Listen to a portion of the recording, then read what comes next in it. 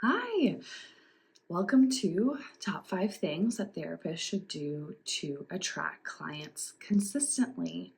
This is going to be a really quick, easy masterclass that you can go ahead and start implementing right away.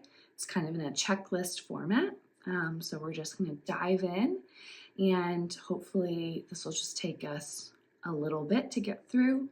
And if you have any questions once you get through the end of this, just reach out to me. So the first thing that we want to talk about that I feel like so many therapists actually miss when they set up their practices is setting up and optimizing a Google business profile. Now, I do think a lot of therapists have Google business profiles. I've seen them out there. However, it is the bare minimum. And a lot of times they're missing out on some of the key things that make that profile discoverable and kind of anchors it to their website. So first and foremost, you need an address. You need a location on there for your business to be discoverable, searchable in the area that you provide services and you are licensed to work. Now, I know that some therapists opt not to put an exact location, either because they work from home and work completely remotely and it just wouldn't be safe for privacy reasons, or for other safety concerns. Sometimes they don't want to tell the general public where their office is for the safety of their clients. Also understand that completely. There is an option within Google My Business to select a service area. So instead of having your address publicized, you can select kind of a range, and that allows the Google basically to show your listing to anyone who would be likely to receive your services. So if you do some virtual and you want to take anyone within the state that you're licensed, that's an option for you. If you are not doing virtual services and so you want to confine it to maybe more of a 50-mile driving radius, or even smaller if you're in a metro area where you have a lot of people living nearby, then you can do that. It's essential that you at least put a city and state on there and that you select a service area. Then, of course, you need a phone number. You need some way for them to be able to contact you. If you just put, your website even, you may never hear from these people, right? They don't want to do extra work to be able to figure out how to contact you. So put a phone number on there. You can always do a Google business number if you need another line, so that you can kind of screen calls and only accept them during your business hours. It's great because you also get voicemail for free. And then you want to put your website on there. In this day and age, if you're a private practice therapist, you have got to have a website. It does not have to be some extensive, huge thing, but there's just no excuse not to have one when there's so many easy to use DIY platforms out there that are really affordable. And the truth is, your competition has a website and they're getting leads through it. They're getting clients through their website. And so if you don't, that's one way that you're losing out. So make sure that you have a website and that it's listed correctly. And then list your hours, right? So what are your hours of operation? There's some clients that are going to be able to self-select out because they need someone who's available, either on a Friday or afternoons or super early mornings or something like that. And then a whole host of other people are fine taking off work or, doing whatever they have to do to come 9 to 5 or 9 to 3. But let them know right up front what your hours are. That's super helpful. And then a description of your services. So there's obviously an area to describe your business, but you want to go into more detail than just that you're a psychotherapy office that offers counseling services, right? How many counselors do you employ? Is it just you or is it a group practice, right? Do you offer group therapy, or is it all individual? Are there any kind of educational classes, retreats? And what types of therapy do you offer? What do you specialize in? Because especially when someone is searching for that specific type of therapist, say an EMDR therapist, you want to come up in that search. So if I search EMDR therapist near me, and you are near me and you specialize in EMDR, well, you should rank for that search, and I should be able to see your business in one of those top 5 to 10 listings. So make sure that you're putting in there, what types of therapy you offer. And then make sure that you are soliciting and publishing reviews. These can be done with some level of anonymity. So I think you have to submit a name to, be verified by Google, but it can be first and last initial. They can make up a pseudonym if they want. And if you've had any clients that are maybe like coaching or consulting clients or something that's maybe a little less sensitive to, those are great clients to solicit for reviews, and add those as well. And then photos. Photos, hopefully, of your therapists would be good, as well as your location. If you are, again, hiding your location for privacy reasons, then give us some indication of what the inside of your offices look like. We just want to get an overall sense of what your therapy practice is like. What is the environment? What's the vibe, right? So show it off. And then you'll go through, the final step will be to verify. It's very easy to do. You can do it, I think, with a postcard sent to you. You can do it by phone or by email. So someone from Google will reach out and just verify that you are, in fact, a legitimate business, and you are who you say you are. You own that business. And then you'll be good to go. The other thing to keep in mind is you want to keep optimizing this and keep updating it. So don't just set it and forget it. You need to proactively try and make sure that you're getting reviews every quarter. And you also need to make sure that if you change anything, like if you update your website URL or your phone number or your hours of operation, update that on the listing. Another great thing to include in your description, if you do submit to insurance and you're a network for anyone, include those providers and keep that up to date. If you're an all cash pay, I don't think you necessarily need to put that in there, but there are definitely people who are searching for someone within their network. And so that's a helpful way to show up in more searches. Okay, thing number 2 that you're going to do to attract clients consistently, you need to optimize your website for search engines. I had someone tell me the other day that, they have a website that's already, SEO optimized because the template and the CMS platform that they use is SEO optimized. But you guys, here's the trick. I hate to tell you this, but you need to know SEO stands for search engine optimized. And I feel like has kind of become this buzzword that people who especially are not in marketing just repeat.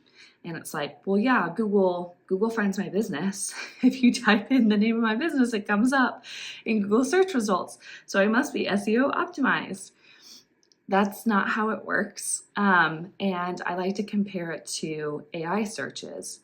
If you put into AI crap, right? If you ask for misinformation, if you're not giving it specific enough questions or prompts, if you're not constantly kind of editing and refining it, you're just going to get crap back out. Artificial intelligence is only kind of as intelligent as we train it to be. So it still requires us to have some input, some knowledge, some research to go into it with, and a filter, right? SEO is the exact same way.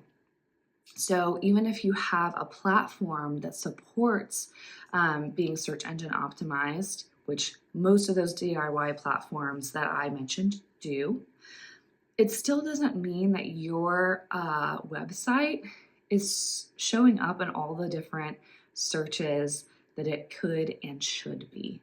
So, for instance, if someone is searching for, like I said, we'll go back to the example of EMDR therapist near me, and you offer EMDR therapy, you should show up for that search. Even more specifically, maybe someone is looking for postpartum, psychotherapy, postpartum therapy and medication management, right? These types of searches these types of searches are the types of things that are going to lead people to you if and only if your website has been properly optimized for it. And that doesn't just mean sprinkling a couple keywords in here or there. It requires that you keyword research and really find out what are your ideal clients, what are they searching for, what's the language that they're using, because a lot of times someone's not searching for CBT or DBT therapist, right? They don't know what kind of therapy they need. They might be looking for, counseling or help with, depression, low libido, whatever it is. So you need to know what are people searching that would lead them to find me, and I would be a good fit for them. So that's first off. And then you have to also make sure that your website is structured well for SEO. The platform itself will help somewhat with this, but again, garbage in, garbage out. So if you haven't added descriptions and short titles for all of your pages, it does not have what's called metadata to submit to Google. It's going to maybe make something up, and it may be good or it may not. It kind of depends on what you have on your pages. And it may or may not sound human, intelligent, or personal. And then you also need to submit your sitemap to Google. Again, when you first publish your website, your CMS platform will do this for you. So if you're on WordPress, if you're on Squarespace, if you're on Wix, they will submit to Google, which basically tells the Google bots to go crawl your website, audit it and figure out what your website is about, so that you start showing up in appropriate searches. However, every time you make a major, update to your website, it may or may not kind of prompt Google.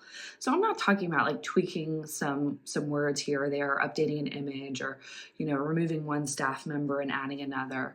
I'm talking about if you're adding pages, especially landing pages, if you are restructuring how things are linked to one another, if you have added a bunch of blogs, and especially if there's a bunch of links in and out, there's nothing to tell Google, hey, actually they've made a lot of improvements to their website.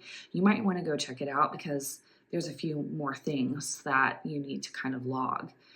You have to do that yourself. And it's a simple process, but if you're not doing that, you're essentially missing out on all that SEO juice. And then you also want to localize your website. So again, because most therapy businesses are location-based, right? You might be licensed in a couple states. You might be able to offer some virtual services. Even with that, though, you're not going to be able to take anyone from anywhere in the world or anywhere in the country. You have to be specific about the people that you're hoping to land on your website. It doesn't mean that if someone who can't use your services lands on your website, that's a bad thing.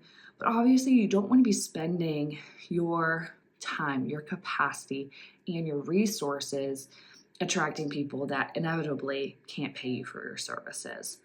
And so we need to focus on making sure that people know where you're located. Again, this can be in generality. It doesn't have to be with a specific address, but that needs to be a huge part of your keyword, your structure strategy, and your on-page SEO. which we can talk about more if you have more questions. All right, number 3, make sure your website content is optimized for your ideal clients. So this is, I feel like, what most therapists are missing out on.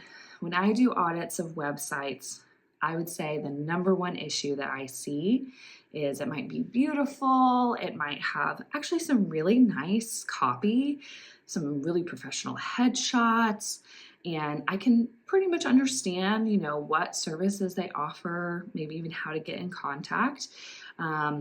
But a lot of times, I don't know exactly who this is for. I can tell you're a therapist, I can tell you offer counseling, but from what's listed, you offer counseling for every issue in the book.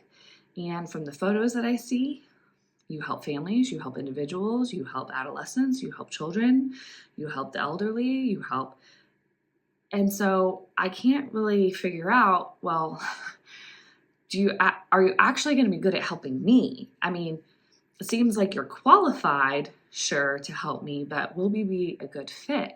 And even when I go through bios, a lot of times I hear all of the credentials for that therapist, where they went to school, their licensure, their degrees, and maybe something about, how they got into the therapeutic process and why they care to help. But there's really no personality. And I think what's so interesting is if you kind of go outside the industry and do yourself a favor, just, go to a few different industry websites that will have a team page with headshots and bios, right? So think more on the small to medium-sized businesses. We're not talking about corporations. Well, they're all corporations, but we're not talking about multinational corporations. And just take a notice of how their bios are structured, what they note about themselves. I find tech companies, so young, kind of entrepreneurial, very fast-paced companies, oftentimes have really, really interesting, good bios. They're still professional, but they give you a little bit more interest. I would say also marketing agencies because they should be really good at this, right? They should really attract their clients based on who they are and be able to write well about themselves and showcase their personality and their expertise at the same time. So look at some marketing agencies as well. And obviously, there's going to be different kind of standards of what's professional based on your industry. So I'm not saying you have to get super kooky and, make everyone do a funny face for one of their, photos. But what we should be able to get a sense of is from a quick skim of a bio. Who are you? What's it like to have a conversation with you? What's your personality type? And do I think that I could get along with you? You're never going to know from, a website page whether this therapist is a match made in heaven, right? It takes time to build that relationship. And sometimes you might, end up loving a therapist that is nothing like, you or your friend group or, so it doesn't have to be about, oh, I see you or I see me and you.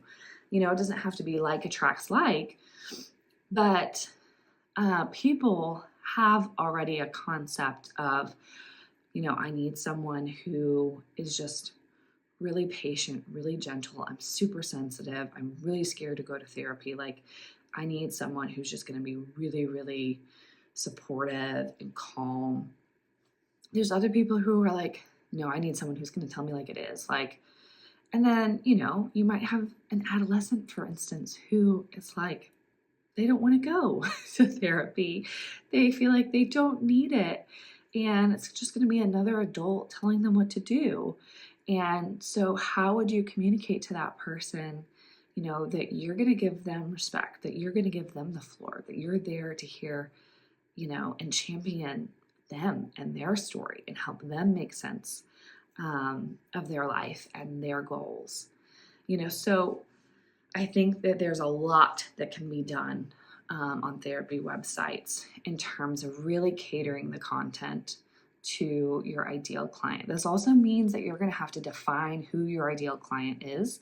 That doesn't have to be one singular type of person, type of issue, but you need to be really clear, even for group practices, right? The range is obviously going to be bigger for group practices, but there should be some centralizing factor beyond just location of what are your clients like? What's their utmost desire? What would make these people choose your practice instead of someone else's? What is different about it, and what is different about them, maybe, that this makes them a good fit with your practice? And then on an even deeper level, you need to be able to define that for each therapist. And they need to be a part of that process, right? You can't do it for them. But what is each therapist trying to really attract and reach? That's going to help you to be able to really clearly write your messaging, position your copy, write those personal bios. It also means, guys, we need to do an audit of our images.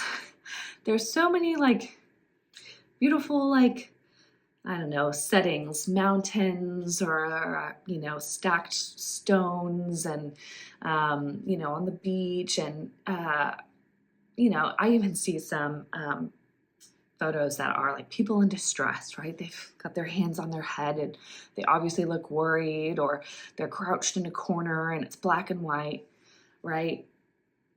We need to pick photos that evoke the results, the outcomes, and the vibe that we want people to feel as a result of coming to us. So we shouldn't be just using generic stock photography that has nothing to do with therapy, that just is like, oh, it's peaceful and it's pretty. That doesn't really inspire any kind of confidence or connection with your ideal client and that audience. It's nice, but there's no emotion that it's going to evoke in them. And it doesn't lead them to ask the question, oh, could I go here? Could they help me? Could I afford this? I want to go here, right? And definitely using any kind of photography that just reminds them of where they're at and how hard it is, and the feeling that it's never going to change. That is not what we want either. It should be on the inspirational side, and it should be more specific, right? If you help families, then show, families playing with their kids, being happy. It doesn't have to be in a therapy office. You don't need to look for stock photography that is specific to, therapist or the therapeutic relationship. All of those types of things can be contextual. But, someone, standing proudly in front of a boardroom, if you work with high achievers, if you do a lot of coaching as well, that's a great photo to showcase. Obviously, if you work with moms, and that's one of your bread and butter clients, show a mom in all of her pride and dignity and maternal glory, right? Show those outcomes that they're looking for. And then, we definitely want your services to be explained in layman's terms, not clinical terms. This is another one that I see really often. I know it can be hard to get out of kind of the consistent vocabulary that we're used to within our industry. And I would say people are becoming more and more educated on clinical terms. But if you say, I offer EMDR or somatic therapy or DBT or CBT, whatever it is, that's fine. You can say that, but you need to explain then what that means. Just a very basic, it can be one sentence, right, of of kind of what that is and who it's for, who it's best for. Again, these are generalities. I know that you can mix modalities with the same client, and that, just because CBT might be indicated for a certain issue doesn't mean that you're always going to use it with that, type of client.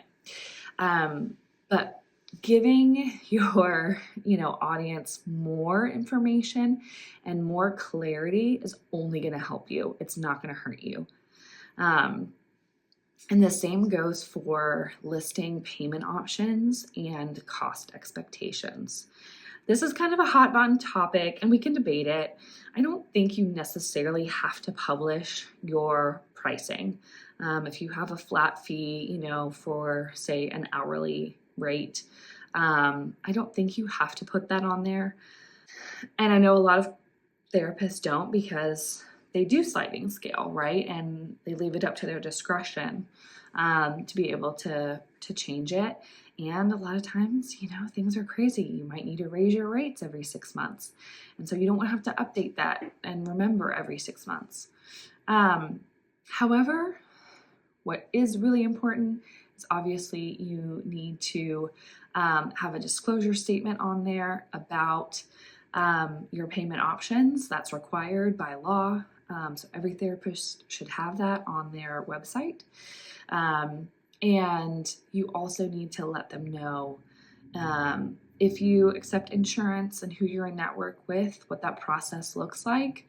And if not, why. Just give them a short explanation of why it's not in your best interest or their best interest, to bill to insurance. And then alternatives, right, for how they can pay. Most people are going to ask, basically, can I get this cheaper? Is there a more affordable way? I say most people, but there are a lot of people who are more than willing to pay full, cash pay. So I don't want to instill more of a scarcity mindset, but it is a common question, I would say, if you don't accept insurance, especially, how might I make this sustainable long term?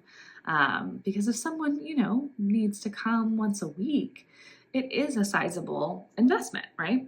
And so I think what is really responsible and ethical is to just put some reasonable expectations on your website. So if you know that you are at capacity for your, pro bono or at scale clientele, then don't put that as an option on your website. Don't say, that you offer that as a way.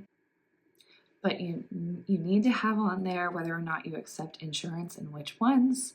If not, how you bill insurance, and any other payment options that you offer.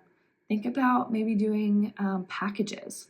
That's another way, that you can make it a little bit more sustainable for you and retain the client, but give them a little bit of a cost break as well. All right, moving on. Number 4 is create a consistent brand. And I know for anyone who is not a marketer, or a designer, didn't, come up thinking about building brands and what they consist of, this is where you're probably starting to check out and you don't want to listen to me anymore.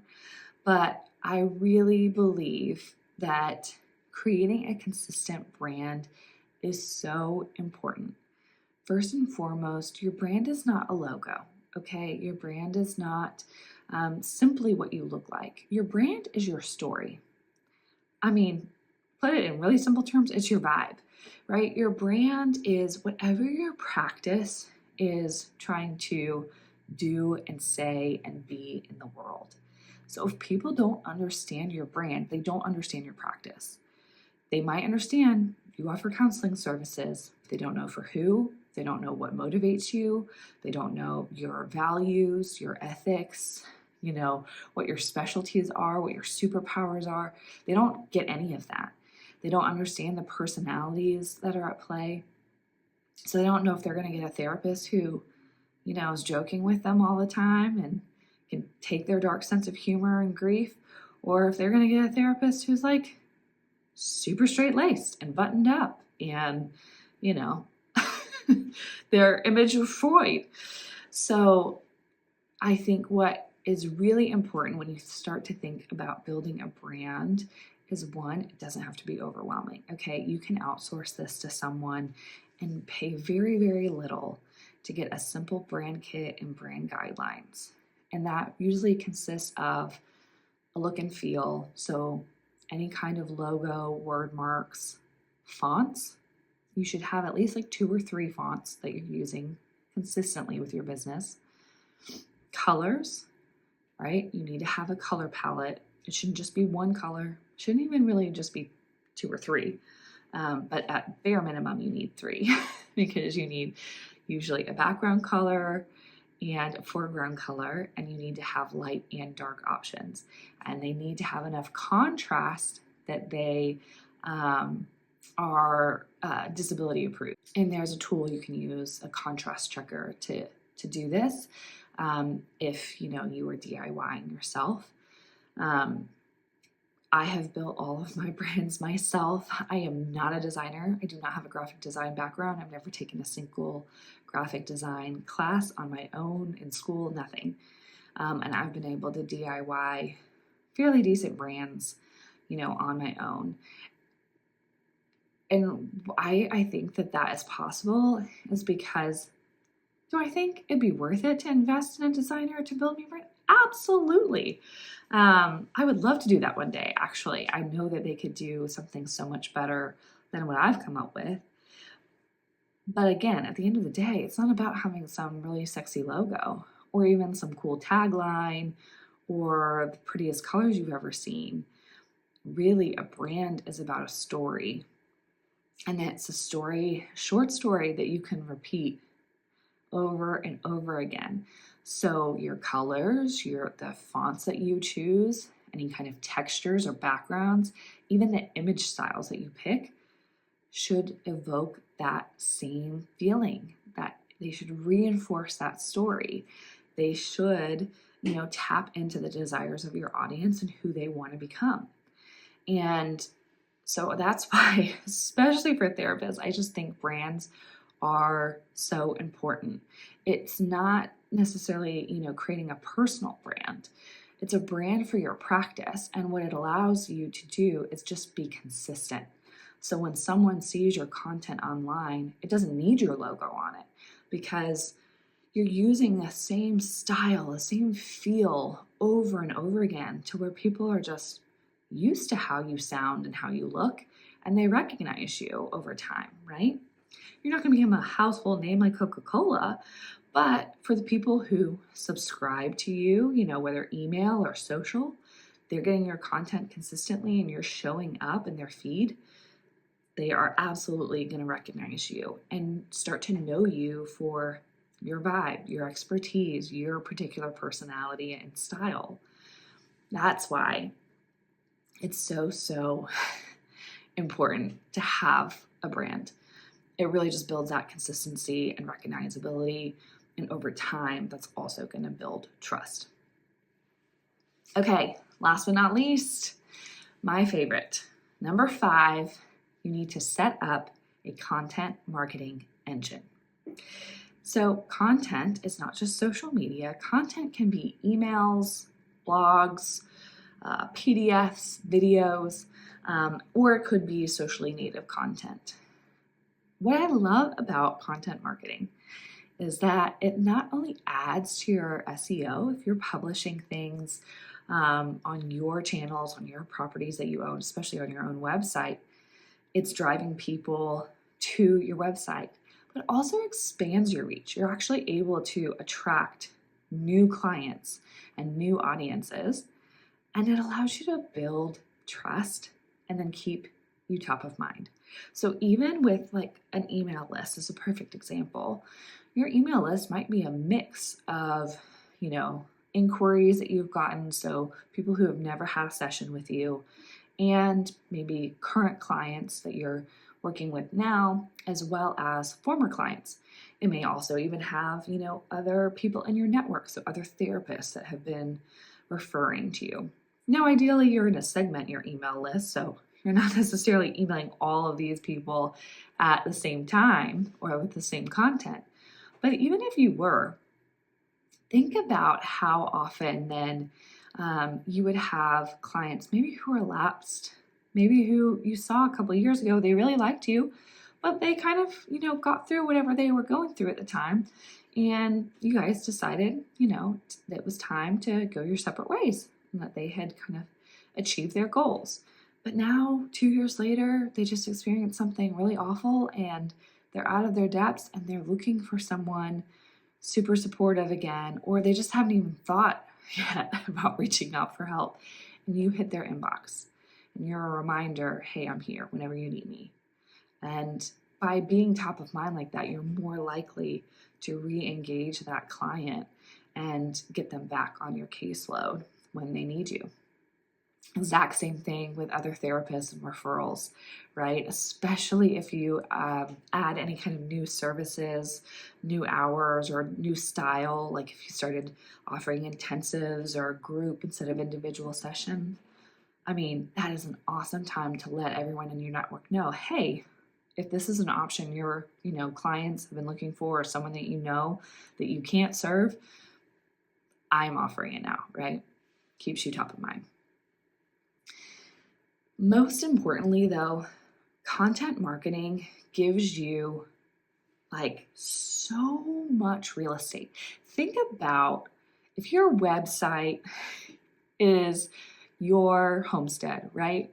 It's your main property, it's where you live. That's how most people find you. It's your front door. Think of every other piece of content that you put out into the world as another property that you add to your real estate portfolio online. That's what it's like. It's another way for people to find you. It's another way for people to become a client with you. And it's another way for you to start generating revenue. So I love this because it's something, yes, that takes some investment of time, but almost always yields outsized returns, right? Whereas with an ad, there's a lot that goes into it, and you can throw money at ads and really not get any quality leads from them, much well a quality client and revenue. Content marketing, when done correctly, almost always generates buzz, interest, inquiries, and then it leads to clients and revenue. And that's because you have more room, right? You have more room to either use more words, be more verbose, and explain in more detail what you do, who you are, how you do it. You get to repeat yourself like I have so many times in this video, and you get to show your face and people hear your voice. One of the reasons that people are becoming obsessed with podcasts and podcasts have become a #1 advertising channel is because it's documented that when people hear someone's voice over and over again, they learn to trust them. They feel like they know them. It's why we love reality TV and we feel like we have these parasocial relationships with reality stars. It's why, there's a news anchor on every major news station and they have the same time slot and you come to depend on them. It's because people start to associate that person, with that brand and with trust, right? It becomes familiar. And so they are then attracted and come back for more and more and more. And so what I love the most about content marketing also is I know a lot of therapists, especially kind of mid-career, maybe, 6 to 10 years in, are feeling that itch. They are,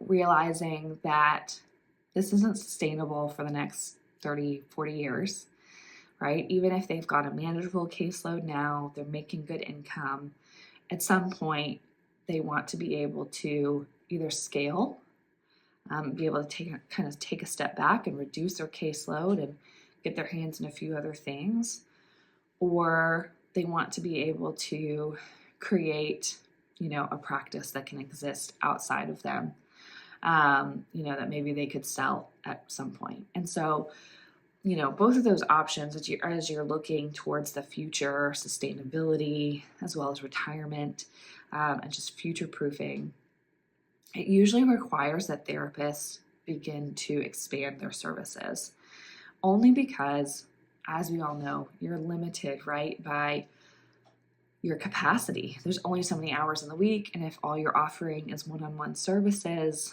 then you're capped at a certain amount. And especially if you don't want to keep raising your rates, or only take cash pay clients, that really limits your income too. And I totally understand why, you wouldn't want to go all cash pay or, necessarily raise your rates or some crazy amount just to make, the type of money that you need and deserve to make. And so there's other options. You can create digital products and services. You can offer things like consulting and coaching that expands your reach outside of your licensure area. And so some of these options are available as soon as you want them to be. It doesn't require more certifications, more training, more systems. Some of them might take a little bit more time and investment, but could give you outsized returns because it's slightly more passive, where you're not just trading time for money over and over again. So that's something to think about. And another reason why I believe strongly in content marketing. If you're already, doing some amount of content marketing, it's worth looking at, is it working for you? Is it specific enough? Is it driving inquiries to your site? Are you attracting clients through your content? Are they quality leads? So are they people that you can actually serve, help, that are a good fit for your practice? And if not, then that is when I would recommend that you reach out to someone like me and really just get some help with your marketing, making sure that your ideal client is crystal clear and defined, and that you have a marketing plan that is both sustainable and strategic, right? You're not just throwing spaghetti at the wall, creating TikTok videos, right? You are being really thoughtful about the way that you bring people onto your website, into your email or voicemails and sessions. And that is our masterclass on the top 5 things that therapists should do to attract clients consistently. I hope that you stuck around to the very end. If you have more thoughts, questions, then I would love to chat with you. You can DM me or email me at kate@sundayscreativestudio.com. And I actually have been creating a course just for you. So if you are still shy about maybe hiring someone, you're not sure if you have the budget or if you're going to get the results that you want, and you just think, I'd rather be in control and do it myself, I totally understand. That is how I am too. And so I've been creating a course just for you that will help you to, really jumpstart your marketing, get strategic, lay the foundation, and create a springboard so that you can get clients consistently and have a manageable caseload and the revenue that you desire. So DM me if you're interested, and I will definitely get you on the wait list. That's coming soon. And then I also have openings for month-to-month clients. So the way that works is if you do want someone to do the work for you, and you're like, I don't want to even think about marketing. It's one more hassle thing on my plate that I don't want to deal with. Totally understand, and I am here for you. I would love to be a thought partner and a consultant to you and take that off your plate. I do have openings coming up for clients, and with all of my clients, I just do a very low pressure contract, so it's month to month. If you need to cancel at any time, you can. No harm, no foul. I know a lot of agencies will require you to have at least a 6-month contract. And part of that is because marketing takes more than, a couple days or a couple weeks to see results. It's going to take probably a minimum of 3 months for you to get a return on your investment. So I always try and be upfront with my clients about that, I don't want anyone to feel like they're boxed in. I know that, especially with a small business, things can change at the last second. I just never want anyone to worry about the money. I want us to have a really honest, open partnership and good working relationship. And so if you truly can't afford to pay the next month, I believe you. And I trust that that's the right decision you need to make for your business. And you are free to stop and resume whenever, you have the budget and the time for it again. And so that's how month to month works. It's super simple, and there's different packages available dependent on your goals and what's right for your business. So you can also inquire about that. The nice thing is with the course, if you decide to go the DIY route and you take the course and you get through it and you say, never mind, I do want you to do this for me. I do not want to do this on my own. You can actually apply the cost of the course towards your first month's retainer. And so you're not out of any extra money if you decide, hey, I want to do it myself. I just don't have the time. How about you do it for me? We can do that, and we can take over. All right. Thanks so much for joining me. Have a great week.